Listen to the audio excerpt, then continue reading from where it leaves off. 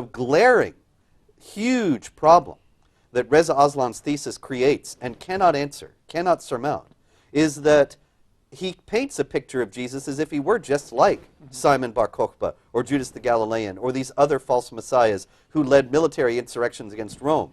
But he does not and cannot explain why it is that those movements quickly were crushed and that Jesus' movement was apparently crushed when he was crucified, and yet it remained. And yet all those people are forgotten, and Jesus is widely heralded, so to speak, is known throughout the world by believers and unbelievers as preaching a message that was quite different. Yeah. If the interpolators added in all the information about being merciful, being forgiving, and so on, they did such a masterful job of it that they created the most singular figure who ever lived in human history. Yeah. One whose message resonates with people in all nations, in all times, in all places. And that's really a remarkable achievement for a bunch of forgers who were just trying to keep their movement afloat. It just doesn't make any sense. Yeah, I'd like to show Sam what Reza does here in the book with the peaceful passages, because he actually does three things, because Jesus' teachings are filled with passages about loving everyone and so on. So what do you do with this if your thesis is that Jesus was a racist and wanted to slaughter anyone who's not a Jew and get them out of the land? Yeah. Well, he does three things. One, he interprets them as having something to do with the future, right? If there's some peaceful state of affairs, then that's going to be in the future. That's after the violent revolution.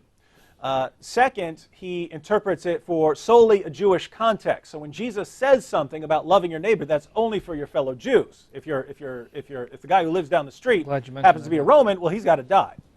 And third, he says it's been outright fabricated, right? It was invented to make Christianity sound more peaceful when Christians decided to distance themselves from any revolutionary movements. But it's interesting because even he does this with the Sermon on the Mount, right? Now, the Sermon on the Mount, blessed are the peacemakers, for they shall be called sons of God. This is some of the most peaceful stuff you could have. Watch what he does with it. What made Jesus' interpretation of the kingdom of God different from John's, however, was his agreement with the Zealots that God's reign required not just an internal transformation toward justice and righteousness, but a complete reversal of the present political, religious, and economic system. Blessed are you who are poor, for the kingdom of God is yours. Blessed are you who are hungry, for you shall be fed.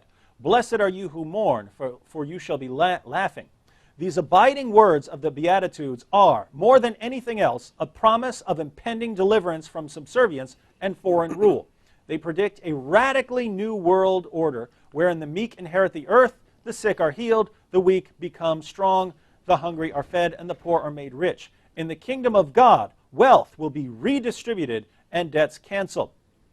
And he goes on to say that the implications of Jesus' words are clear. The kingdom of God is about to be established on earth. God is on the verge of restoring Israel to glory, but God's restoration cannot happen without the destruction of the present order.